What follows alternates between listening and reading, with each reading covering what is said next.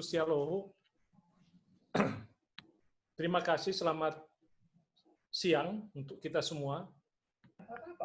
Pertama-tama, tentu saja dari mana, Pak? Saya dari Cibinong, tapi sebenarnya saya akademisi dari Medan. Baik. Dari Unika Santo Thomas, Medan. Ya. Boleh saya lanjut ya? Ya, silakan. Ya, saya pertama-tama mengucapkan terima kasih kepada IC Cabang Bandung ya atas kesempatan ini. Dan kedua, terima kasih kepada Mas Arief Puyono karena sesudah melihat tweetnya, saya akhirnya mendapatkan kesempatan ini. Yang pertama yang ingin saya komentari, pertama apa yang dikemukakan oleh Pak Oscar ya, soal pencetakan uang. Harus ada catatan kita sebenarnya untuk soal ini ya. Pertama, kita harus tahu bahwa Amerika itu pun sebenarnya suka mencetak uang ya. Jadi dalam keadaan tertentu, Amerika akan mencetak uang dolar lebih banyak dari yang dibutuhkan. Lalu kedua, catatan kita soal deflasi. Sekarang ini memang sudah terjadi deflasi. Jadi bukan inflasi sebenarnya yang terjadi, tapi deflasi. Nah, untuk menciptakan inflasi, dalam tanda petik ya, sebenarnya snaring dalam bentuk lunak. Dengan pencetakan uang, saya pikir kita mungkinkan ya, itu menjadi opsi tersendiri saya kira. Jadi pencetakan uang sama seperti yang dilakukan Amerika untuk keadaan-keadaan tertentu, mereka mencetak uang. Lalu yang kedua, pencetakan uang ini kan akan membuat yang kaya dalam tanda petik sebenarnya mendistribusikan kekayaannya kepada yang lebih miskin atau yang lebih membutuhkan. Itu yang pertama. Yang kedua, saya ingin mengatakan ada yang alfa dari soal COVID ini pada kita. Pertama, soal yang sudah disinggung tadi ya, soal sense of crisis, soal kepatriotan. Disinilah saatnya kita menjadi patriot, saya kira. Maksud saya kepatriotan kita akan muncul dalam bentuk misalnya kesediaan kita untuk tidak ribut di media sosial yang tidak ada kaitannya dengan penanganan masalah. Jadi buat saya sebenarnya yang disebut normal baru itu ada kata norma di sana. Yang harus kita tekankan sebenarnya soal norma, soal pembangunan nilai, soal pengembangan karakter, soal kerjasama. Ini yang luput dari perhatian kita. Lalu soal sense of crisis juga kita harus bangun melalui norma-norma yang kita bangun. Nilai-nilai yang kita bangun. Jadi di saat sekarang misalnya yang luput dari perhatian kita, di saat krisis, bahkan sebelum krisis, misalnya Polri sudah banyak mengubah organisasinya ya. Jadi dari Polda A misalnya, yang semula jumlahnya hanya terbatas di Pulau Jawa dan sebagian di Sumatera, sekarang Polda A itu sudah hampir di mana-mana ada Polda A. Ini mengakibatkan tambahan anggaran untuk mereka. Lalu yang menarik buat saya, tentara juga ikut-ikutan. Supaya jenderalnya banyak, sama seperti polisi, di masa Orde Baru, jenderalnya polisi itu hanya 50.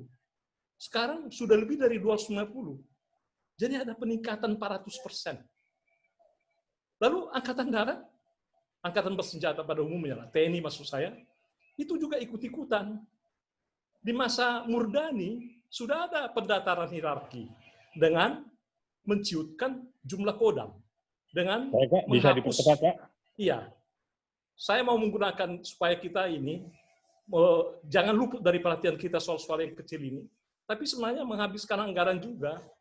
Jadi di masa Murdani misalnya, ada 17 kodam diciutkan menjadi 10. Lalu Kowilhan yang 4 itu dihapus. Sekarang kita ciptakan lagi Kogab Wilhan. Lalu yang berikutnya, yang menarik bagi saya soal food estate.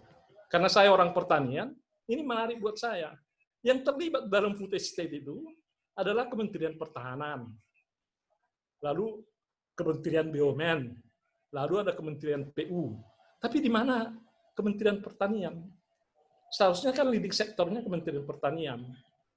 Lalu di sinilah memang saatnya 3 yang bukan leading sektor ini seharusnya ikut membantu sektor pertanian, tapi dengan cara seperti yang sudah dilakukan oleh Amran Sulaiman, Menteri sebelum Salim Yassin Limpo yang sekarang. Yang dilakukan oleh Amran tempo hari bekerja sama dengan TNI untuk membangun sektor pertanian. Karena di masa sekarang kan kita tidak punya masalah dengan negara lain. Kita tidak punya masalah kedaulatan dengan negara lain. Kecuali di Laut Cina Selatan itu pun tidak sampai akan ada pengarahan pasukan. Jadi di saat seperti sekarang lah kita manfaatkan kepatriotan anggota TNI dan Polri ini. Kalau anggota Polri mungkin karena mereka pasti jauh lebih sibuk, tapi anggota TNI di beberapa bagian itu kan tidak cukup sibuk, kecuali baris berbaris. Jadi kepatriotan itulah yang mungkin kita manfaatkan dari Kementerian Pertahanan, supaya Kementerian Pertahanan mengatur food estate yang ada di Kalimantan Tengah sekarang, tapi jangan sambil melupakan keberadaan sektor pertanian gitu. Oke, Terima kasih, itu saja dari saya. Siap, Pak. Terima kasih. Ini. Ya. Oke, terima kasih. Kita tampung dulu, tambah satu penanya lagi sebelum saya sudah raise hand. Widodo. Ya, ini ya, saya Widodo. Mau kasih kesempatan, Pak. Silakan, Pak. Widodo ya. Ya. Ya, terima kasih. Untuk Pak Edi Priyono, pertanyaan kami. Yang pertama, terima kasih sudah bisa bergabung dalam kesempatan ini. Saya Widodo dari Serikat Pekerja BUMN Bersatu. Mungkin sejauh mana kebijakan pemerintah itu bisa mengontrol kebijakan-kebijakan pemerintah daerah, sehingga semua itu bisa tadi bersatu untuk mengatasi perekonomian selama COVID ini. Saya berikan contoh satu saja, mungkin ada kebijakan yang dikeluarkan oleh daerah, tetapi ini justru malah mempersulit kondisi masyarakat pada umumnya, sehingga dampaknya akan tambah dirasa. Misalkan kebijakan pelarangan penggunaan plastik. Nah, ini kan sangat dirasakan oleh kalangan menengah ke bawah.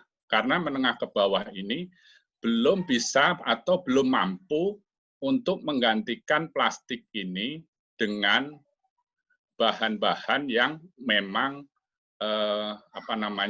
bisa dipakai, tidak sekali pakai. Karena itu harganya akan mahal 5 kali lipat dan tidak bisa terjangkau. Sehingga ini akan menyulitkan lagi golongan ekonomi. Nah, bagaimana pemerintah pusat itu bisa menganulirlah kebijakan-kebijakan seperti ini di masa pandemi. Karena kebijakan packaging yang bukan plastik, yang bisa di-recycle atau yang bisa dipakai kembali, itu untuk masyarakat kalangan menengah ke bawah belum mampu, karena PDRB kita itu juga sangat masih jauh ketinggalan kalau kita mau tiru-tiru Eropa. Nah, apakah ini gerakan-gerakan yang dilakukan oleh aktivis-aktivis yang didanai oleh Eropa seperti ini bisa dicegah juga oleh pemerintah. Karena kalau tidak, dampaknya, saya bisa berikan contoh, Sudan sudah melakukan hal itu tidak mampu negaranya untuk menggantikan plastik itu dengan ini. Sehingga kolaps negaranya, gara-gara satu kebijakan itu. Mungkin itu satu. Yang kedua, terkait dengan ketahanan pangan.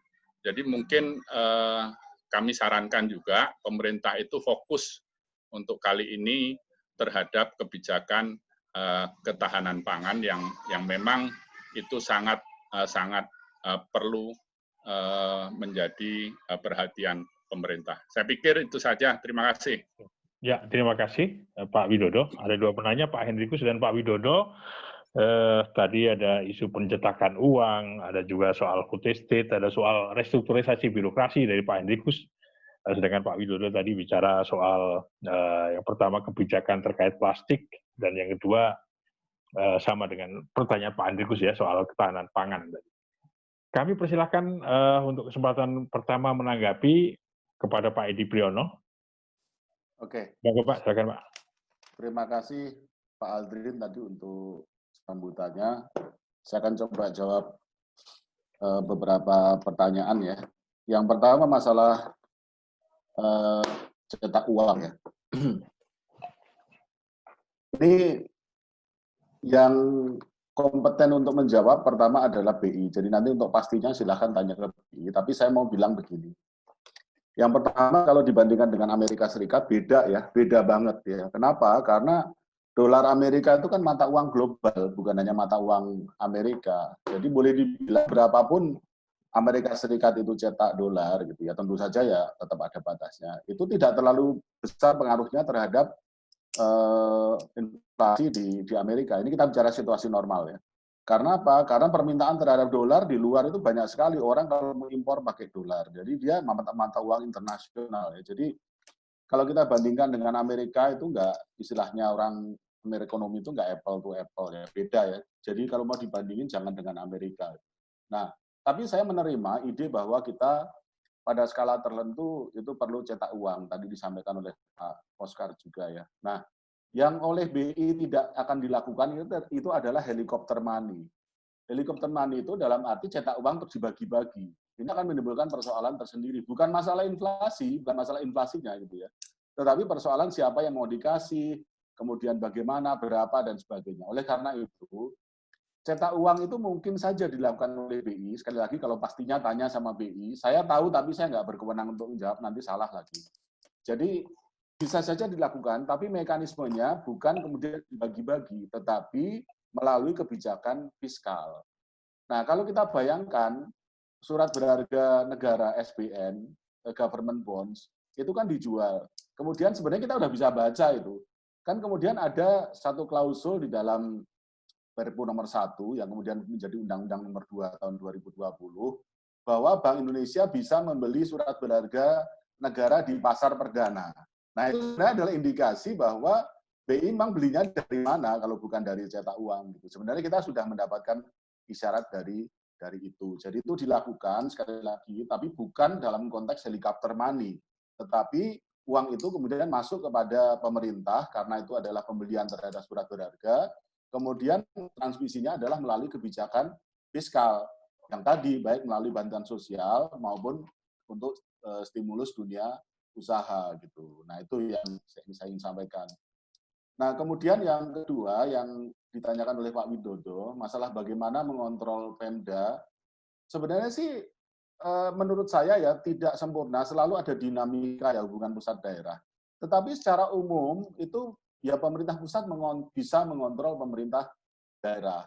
Nah, tapi kita mesti bicara case by case ya. Kalau yang disampaikan adalah larangan penggunaan plastik, itu memang kebijakan pusat juga ya Pak gitu loh. Jadi nah tapi saya mengakui bahwa kebijakan itu memang menciptakan trade off. Tidak ada kebijakan yang tidak ada trade off-nya. Dalam arti begini, tidak ada satu kebijakan pun yang pasti menguntungkan semua pihak.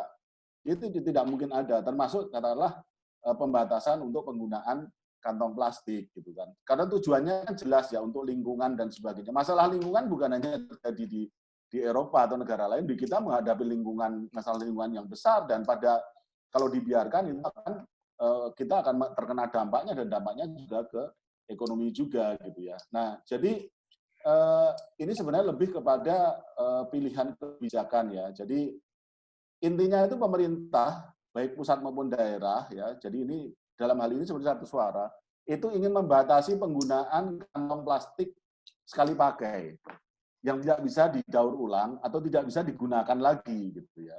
Nah, itu kan termasuk dalamnya meskipun kecil ya sedotan gitu ya, termasuk kantong plastik, terutama karena dia tidak bisa didaur ulang. Nah, caranya bagaimana? Nah, ini kita bisa diskusikan. Apakah caranya dengan melarang? Apakah caranya dengan mengenakan cukai? Apakah caranya dengan instrumen lain dan sebagainya? Itu bisa didiskusikan.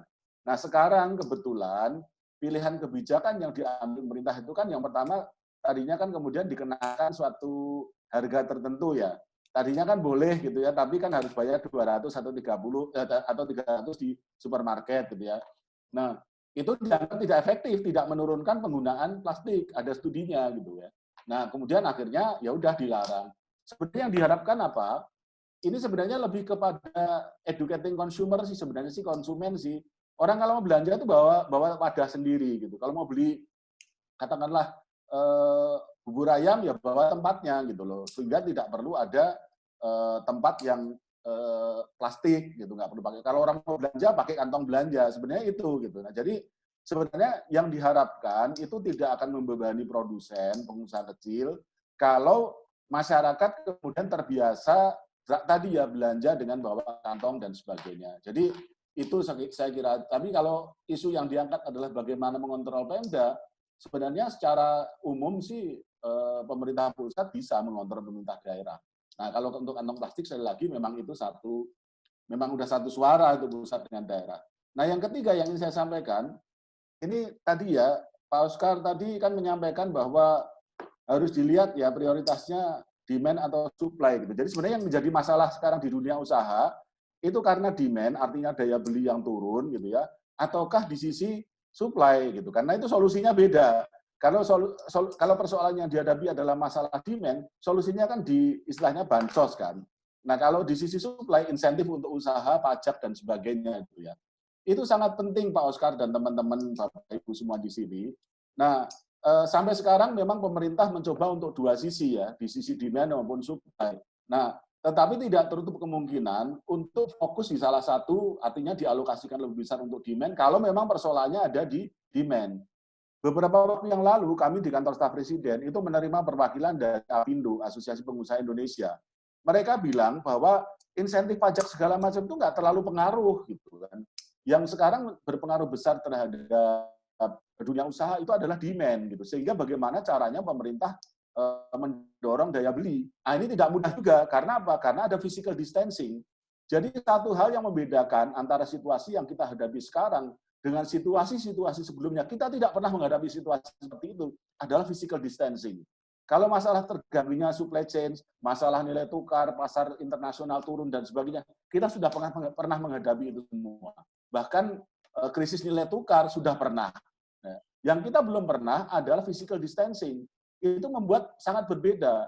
Contohnya begini, kalau pasar global terganggu, tidak ada masalah physical distancing, kita kemudian bisa reorientasi perekonomian kita untuk fokus di pasar dalam negeri.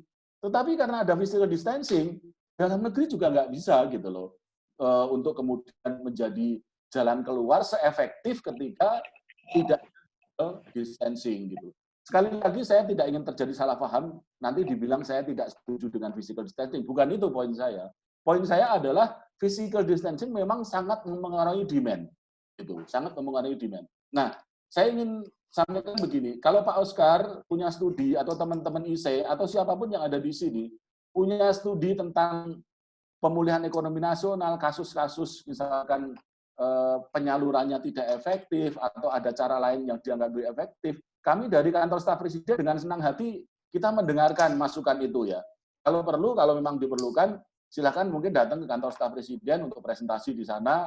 Nanti kami dengarkan, kami coba untuk telaah dan sebagainya. Jadi ini sekaligus nanti khususnya buat kolega saya ya, Pak Oscar itu kalau misalkan di UI ada di Fakultas Ekonomi dan di UI ada studi tentang tadi ya persoalannya itu lebih banyak ke demand atau supply, itu bisa disampaikan. Kami senang sekali dan untuk IC manapun gitu ya, khususnya IC Bandung di sini atau teman-teman akademisi pelaku usaha nanti kalau mau menyampaikan kita bisa bikin janji deh. Karena kebetulan di kantor staf presiden yang ditugasi untuk memonitor pelaksanaan program pemulihan ekonomi nasional itu adalah kedeputian 3 di tempat saya bekerja dan saya kebetulan ditunjuk sebagai koordinator untuk monitoring program pemulihan ekonomi nasional. Jadi silakan kalau ada dari Bapak Ibu yang mau menyampaikan ide dan sebagainya, hasil studi dan sebagainya. Itu saja Pak Akbar.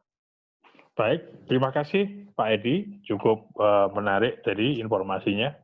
Siapapun di sini ada banyak isai dari berbagai kota yang tertarik untuk menyampaikan studi terkait dengan evaluasi kebijakan ekonomi dalam menghadapi pandemi COVID-19 ini, dapat menyampaikan ke KSP mungkin ya presentasi di sana. Dan penanya tadi juga memention Pak Oscar, jadi apa yang dilontarkan Pak Oscar memantik banyak tanggapan rupanya. Silakan Pak Oscar untuk menyampaikan tanggapannya. Baik, sebenarnya tanggapan apapun sebenarnya pasti hasilnya nanti akan sesuai dengan kalimat penutup dari senior saya, Pak Edi. Bagaimanapun, kalau kita memang mempunyai usul atau ide, memang sebaiknya disampaikan kepada pemerintah ya, melalui jalur manapun lah, bisa lewat KSP, bisa lewat yang lainnya. Tentunya buat teman-teman yang berada di kampus ataupun kepada anggota ISEI di seluruh Indonesia. Baiklah, tetapi saya harus menjawab. Yang pertama adalah memang poin saya dalam hal mencetak uang tidak menyamakan dengan Amerika, tetapi lebih ke arah bagaimana kita dapat memberikan pelumas bagi perekonomian yang sedang stagnansi ini ya, karena adanya deflasi, sehingga dari sisi supply para pengusaha tidak terlalu bersemangat dalam melakukan aktivitas ekonomi. Caranya bisa dua memang. Cara yang pertama disampaikan oleh senior saya Pak Edi adalah dengan instrumen kebijakan fiskal. Ya tentu saja bauran dengan instrumen kebijakan moneter juga bisa ya, karena salah satu fungsi daripada Bank Indonesia adalah juga mencetak dan mengedarkan uang melalui instrumen-instrumen kebijakan moneter. Tapi begini, karena saya dari kampus, saya harus menyampaikan teori Fisher Effect, di mana money supply dikali dengan velocity of money sama dengan price inflation, ya P besar, dikali dengan Y ataupun GDP-nya. Pada kondisi saat ini adalah ada dua hal yang disampaikan oleh Fisher, adalah velocity atau perpindahan uangnya ini, barang, jasa, dan uangnya ini sedikit terhenti karena masalah fiscal distancing yang tadi sudah disampaikan. Kemudian terjadi juga deflasi ya, artinya tidak inflasi seperti biasanya dalam kondisi normal yang membuat perekonomian menjadi lebih semangat. Nah, untuk meningkatkan Y kembali, output ataupun GDP yang ada di belakang tadi, memang Fisher Effect mengatakan harus ada money supply. Bagaimana money supply-nya itu dikeluarkan, diedarkan kepada masyarakat, nah itu adalah pembicaraan masalah kebijakan fiskal dan moneter. Benar, salah satunya adalah tadi dengan membeli surat utang pemerintah. Jadi saya perlu sampaikan juga kepada para ekonom di sini, saya anggap saja karena semuanya sarjana ekonomi, untuk bahwa hutang itu harus dilihat dari berbagai macam sisi, bukan hanya berarti kemudian hutang yang besar gitu ya, kemudian membuat beban perekonomian yang besar, karena kita juga bisa melihat contoh di Jepang dan juga di Amerika bahwa hutangnya itu hampir melebihi 100% daripada GDP-nya mereka. Ya, ada yang sampai 400% daripada GDP-nya. Nah, Indonesia belum sampai ke sana, artinya ini masih bisa dikembangkan dengan tujuan produktif tentu saja. Saya menggarisbawahi, kalaupun harus hutang, tujuannya harus produktif ya, bukan konsumtif. Dan program penyelamatan ekonomi nasional ini bisa dianggap juga oleh ekonom adalah sebagai suatu kegiatan yang produktif, karena tadi menstimulus sisi supply dan sisi demand. hati-hatinya adalah bauran kebijakan fiskal dan moneter pemerintah, karena mengenai mata uang ini atau mencetak uang ini bisa dengan dua cara, adalah fiskal dan juga moneter. Ya, yang mana yang paling tepat? Ya, fiskal tadi bisa masuk kepada program-program pemerintah dalam PEN. Tentu di sisi kebijakan moneter ini berhubungan dengan bank dan lembaga keuangan lainnya yang memang sekarang butuh likuiditas untuk disalurkan kepada krisis kepada masyarakat. Yang kedua adalah sense of crisis. Saya memang bukan politisi ya, jadi saya lebih menyampaikan sense of crisis ini tentu kepada birokrasi pemerintah, khususnya di bidang keuangan negara dan pelaksanaan daripada keuangan negara, birokrasi, administrasi di bidang pemerintahan. Sense of crisis yang saya tadi tekankan adalah bahwa dalam kondisi COVID ini dibutuhkan stimulus yang cepat kepada masyarakat, sehingga siklus daripada keuangan negara atau prosedur-prosedur daripada keuangan negara, bukannya maksud saya adalah harus dilanggar semua, tetapi coba dicarikan jalan keluar agar jalannya keuangan ini bisa lebih cepat, ya. Karena tadi yang saya poin dari awal itu katakan bahwa perputarannya ini terhambat yang ada di sektor ekonomi ini, siklusnya ini dari supply dan demand, sehingga pemerintah harus lebih cepat untuk memberikan pelumas supaya perputaran ekonomi ini menjadi lebih cepat. Jadi memang fokus saya di birokrasi keuangan negara dan pelaksanaan keuangan negara, yaitu tentu saja adalah Kementerian Keuangan, lalu kementerian lembaga yang ada di pemerintahan. Jadi fokus saya untuk memberikan sense of crisis kepada mereka. Yang ketiga, poin ketiga adalah koordinasi lembaga pemerintah secara umum, ya. Mungkin nanti maksudnya kepada pemerintah daerah, ini juga perlu ditingkatkan. Sudah saya poinkan tadi bahwa kalau fiskal dan moneter tadi sudah mau mencoba untuk saling bekerja sama untuk menyelesaikan dampak dari COVID-19 ini, maka tentu saja pemerintah juga harus bisa merangkul lembaga negara lainnya, termasuk juga pemerintah daerah. Sistemnya bisa, karena untuk merangkul itu bisa dengan instrumen keuangan atau instrumen regulasi.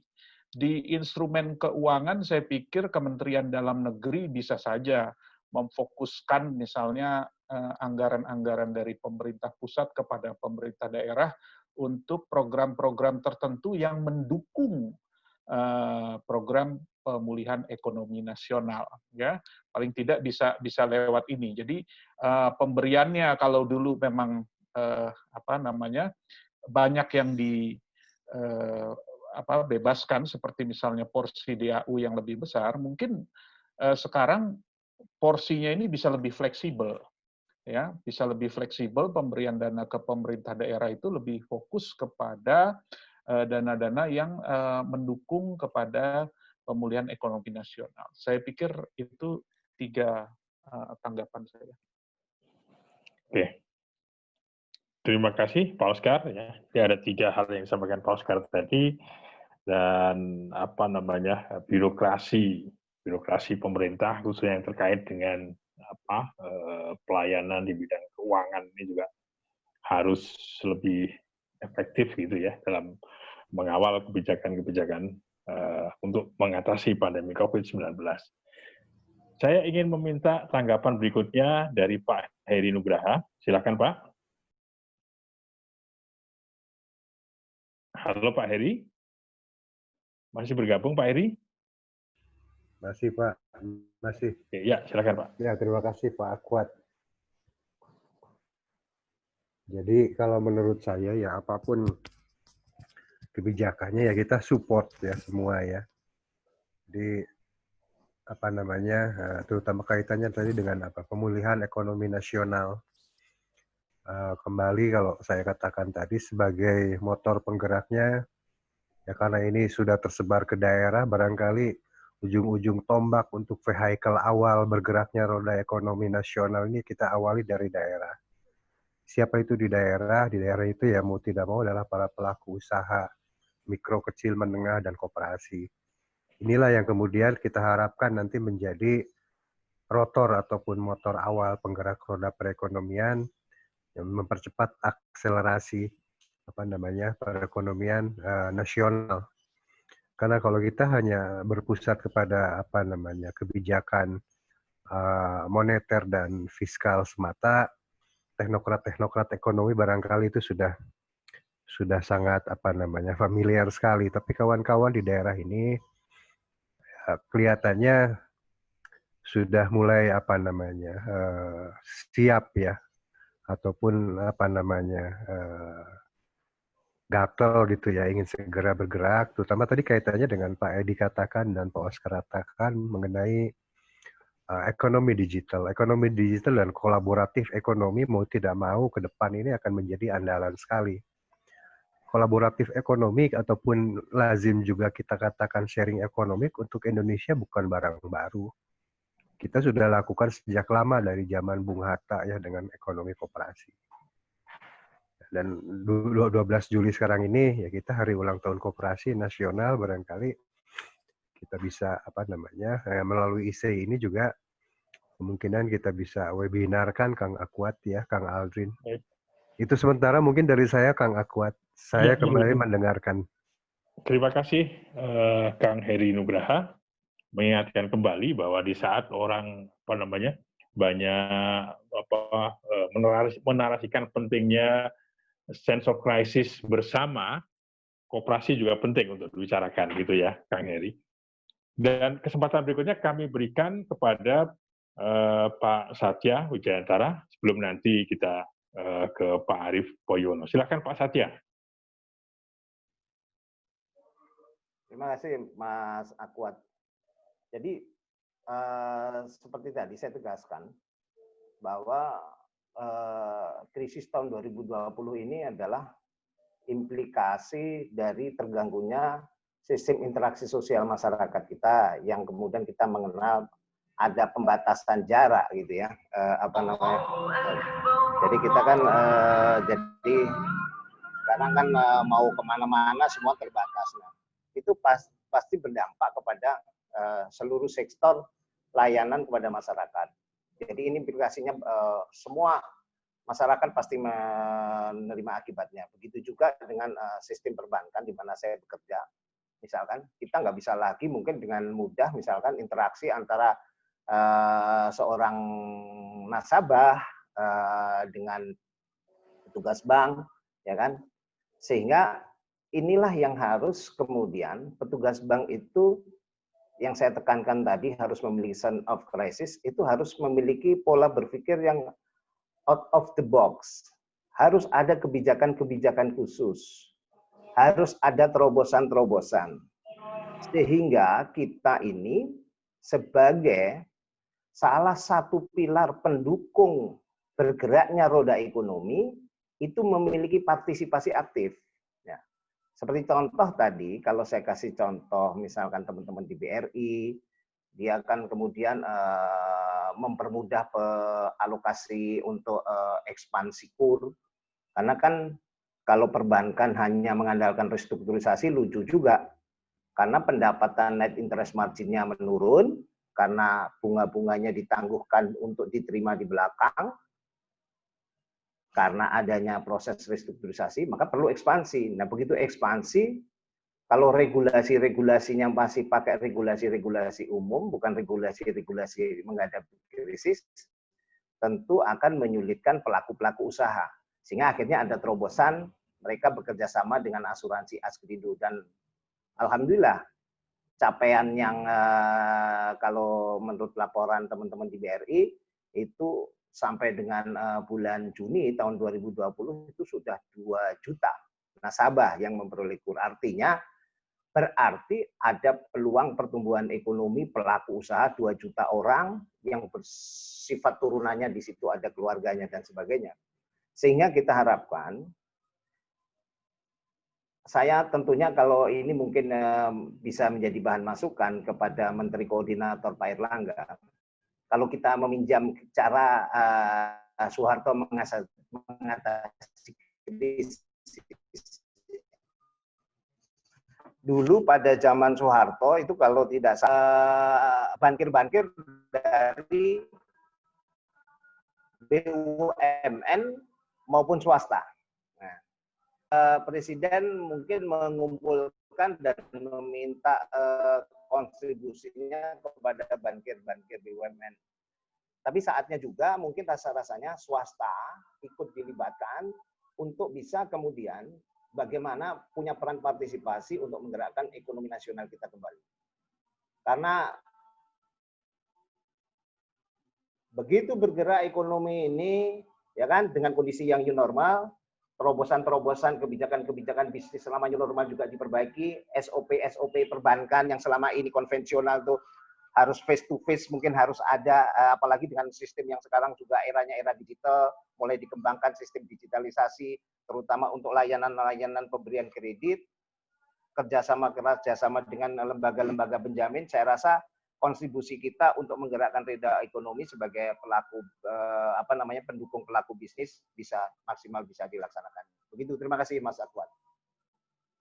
Pak Satya, semangat patriotismenya tak pernah luntur ini Pak Satya ini. Yang terakhir ini sebagai gong kita berikan pada Pak Arief Poyono untuk menanggapi lontaran maupun pertanyaan-pertanyaan. Silakan Pak.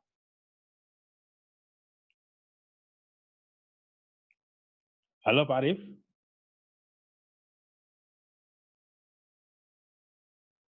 Pak Arief Poyono. Pak Arief Poyono.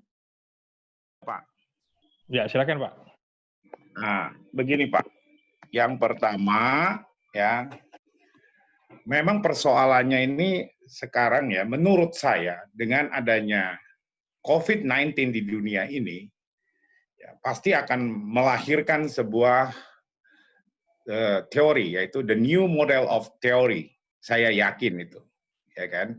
Karena kalau tadi Mas Oscar bicara John Maynard Keynes teorinya, itu juga lahir dari karena adanya the Great Depression. Ya, walaupun basis dasar saya memang saya kuliahnya ekonomi. Saya tertarik dengan tadi mencetak uang. Ya, memang ya hari ini supply money sangat kurang ya di masyarakat. Ya. Itu salah satu persoalannya. Nah, saya ingin mengatakan seperti ini. Hari ini saya rasa bapak-bapak suka makan donat ya. Kalau kita pergi Dunkin Donat atau Jeko, kita melihat donat, itu tengahnya bolong. Nah, kita itu sekarang seluruh negara di dunia itu berada di tengah-tengah itu. Artinya kita terjebak di dalam tengah-tengah itu. Ya. Artinya ini mengartikan bahwa telah terjadi disglobalisasi. Artinya teori globalisasi hari ini tidak mampu melawan COVID-19. Itu satu yang harus kita ketahui. Kembali mencetak uang. Banyak orang memang menentang tentang teori untuk mencetak uang. Tetapi sebenarnya saya setuju dengan saat-saat ini kita melakukan sebuah strategi untuk mencetak uang. Tetapi saya mau memberikan dasar-dasarnya dulu ya. Bahwa dalam teori ekonomi, definisi uang itu sebenarnya terbatas artinya. Hanya alat transaksi, alat menilai, alat untuk menilai kekayaan. Tetapi saya mempunyai definisi lain tentang uang yang nanti memang bisa menjadi dasar untuk kita melakukan kebijakan mencetak uang. Ya. Uang itu sebenarnya adalah alat untuk mengeksploitasi sumber daya alam dan manusia. Makanya kalau terlalu mencintai uang, alam dan manusianya rusak. Nah, sekarang bagaimana kalau supply money-nya kurang? Misalnya contoh di daerah kampungnya Pak Akwat itu ada gunung batu. Kalau tidak kita bawa uang, tidak mungkin gunung batu itu dibongkar. Tidak mungkin siklus ekonomi bergerak di sana. Nah, itulah artinya uang sebagai alat untuk mengeksploitasi sumber-sumber daya alam ekonomi dan sumber-sumber manusia.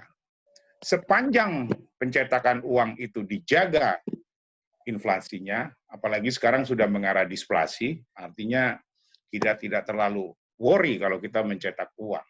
Ya. Sekarang ini di masyarakat ini kekurangan uang. Ya. Artinya uang itulah sebagai alat untuk mengeksploitasi sumber-sumber daya alam. Ya. Sebenarnya kesempatan bagi kita di saat COVID ini, kita merubah haluan ekonomi kita. Saya juga tidak setuju dengan helikopter drop, teori helikopter drop mendrop money seperti itu. Ya, tetapi hari ini dengan adanya COVID sebenarnya kita bisa menutup kebocoran-kebocoran devisa kita yang kabur ke luar negeri. Satu contoh saja, saya ingin memberikan contoh misalnya ya dari ekspor kita satu komoditi saja, CPO. Ya, sekarang juga perusahaan-perusahaan perkebunan yang menghasilkan CPO sedang tunggang langgang ya, sedang kesulitan. Ya. Artinya begini, ekspor CPO itu 1 tahun bisa 50 juta ton. Pasar di luar negeri hari ini turun CPO. Why not pemerintah membeli? Membeli secara forward. Yaitu dengan pemerintah yang tadi mengatakan Pak Oscar itu, yaitu dengan kebijakan fiskalnya kan. Atau dengan moneternya, pemerintah menjual surat berharga kepada BI sehingga mendapatkan uang. Nah, uang inilah yang disebut tadi mencetak uang kembali. Ya, itu dibelikan CPO itu kepada perusahaan-perusahaan itu secara forward. Ya, artinya seluruh produksi CPO, misalnya punya Sinarmas, itu punya pemerintah. Ya, nah, ketika normal, pemerintah punya hak untuk jual. Disitulah devisanya pemerintah mendapat. Tidak seperti sekarang. Devisanya bebas, mereka jual beli CPO atau batu bara, duitnya ditaruh di Singapura atau di Hong Kong. Hasil jual belinya itu. Ya. Jadi memang COVID ini akan memberikan the new model of economy. Saya yakin sangat. Ya. Artinya kembali lagi ke persoalan kita dalam topiknya kan adalah kinerja perekonomian di eranya Pak Joko Widodo. Ya. Artinya memang saya melihat cukup bagus ya berjalannya ya. Cuma memang harus kontrol ya dengan nantinya ada apa itu dana penyelamatan ekonomi nasional yang di drop ya, walaupun tidak seperti helikopter drop, tetapi kontrolnya pun harus ke sektor-sektor usaha. Yang kedua juga penggunaan dana-dana oleh departemen-departemen dan pemerintah daerah yang sebenarnya riskan untuk dikorupsi. Itu juga harus menjadi kontrol agar penyelamatan ekonomi nasional dengan dana besar ini tidak memberatkan pemerintah Indonesia. Nah, lalu yang tadi saya katakan program Pak Joko Widodo untuk melanjutkan pembangunan infrastruktur, yang selama ini memang pembangunan infrastruktur itu banyak ditopang oleh utang-utang luar negeri. Tetapi dengan teorinya Pak Oscar tadi, ya, atau yang sekarang lagi ngetren di Amerika namanya modern monetary theory, yang menjadi perdebatan di para ekonom dunia, ya, membangun infrastruktur itu ya dengan cara mencetak uang. Ya, tidak perlu kita hutang ke luar negeri, mungkin hutangnya sedikit aja. Kalau bahan bakunya atau alat-alat produksi untuk memproduksi infrastruktur itu masih berbau impor. Contoh saja pembangunan jalan tol. Kos terbesar pembangunan jalan tol adalah pembebasan tanah. Lah kok kita ngutang pakai dolar? Uang yang kita bayar itu rakyat kita, ya pakai rupiah, pakai duit itu. Nah, duit itulah makanya disebut alat untuk mengeksploitasi sumber daya alam. Ketika rakyat membeli, ketika rakyat dibayarkan rumah tanahnya, dia akan pindah lagi ke tanah yang lain, yang kosong. Nah, disitulah dieksploitasi. Jadi, saran saya kepada pemerintah, lanjutkan pembangunan infrastruktur, tetapi jangan terlalu dengan hutang luar negeri, apalagi dengan US dollar, ya, dengan utang-utang currency luar negeri, ya, ini akan memberatkan kita, yaitu dengan mencetak uang. Mencetak uang itu, teori mencetak uang atau strategi mencetak uang itu pernah dilakukan Cina, dan Cina hari ini berdiri. Cina tuh awalnya mencetak uang, membangun ekonominya dengan mencetak uangnya sendiri. Ya makanya kenapa kalau Cina itu negara yang dagang, bukan perusahaan. Jadi tidak ada yang bisa waktu itu melawan produk-produk industrinya Cina, karena negara ikutan. Negara membeli seluruh produknya, lalu negara menjual melalui perusahaan-perusahaan milik negaranya dia. Produk-produk output ekonominya di Cina itu dijual dan dibeli oleh negara Cina, lalu dijual oleh negaranya. Jadi haluan ekonomi baru harus tercipta di saat COVID. Kalau masih konvensional, sangat sulit untuk kita keluar dari krisis perekonomian ini. Saya rasa seperti itu, Pak Kuat. Terima kasih. Terima kasih, Pak Arief. Diskusi kita cukup menarik, 2,5 jam tidak berasa ya. Dan peserta kita sempat peak, jadi sekitar 105 orang ada di. Banyak amat, Pak Kuat. Banyak sekali ya. Dan banyak sekali perspektif, banyak sekali pendapat, banyak sekali gagasan. Ya, satu hal yang saya tertarik untuk menggarisbawahi di akhir sesi kita ini dari Pak Dr. Edi Priyono tadi mengungkapkan bahwa pemerintah dalam hal ini KSP sangat terbuka ya, menerima masukan-masukan terkait dengan evaluasi atau kritik terhadap kebijakan-kebijakan di sektor perekonomian untuk menghadapi pandemi COVID-19, dan ini harus kita manfaatkan karena seperti yang diungkapkan oleh Pak Arief juga Pak Satya tadi kan, ini saatnya kita ikut bersama-sama membangun sense of crisis, bukan saja merasakan dampaknya tapi juga ikut urun rembuk ya, menyampaikan pandangan, gagasan, pendapat mengenai seberapa bisa kita ikut mengelola krisis ini, bagaimana kita bisa ikut mengelola krisis ini.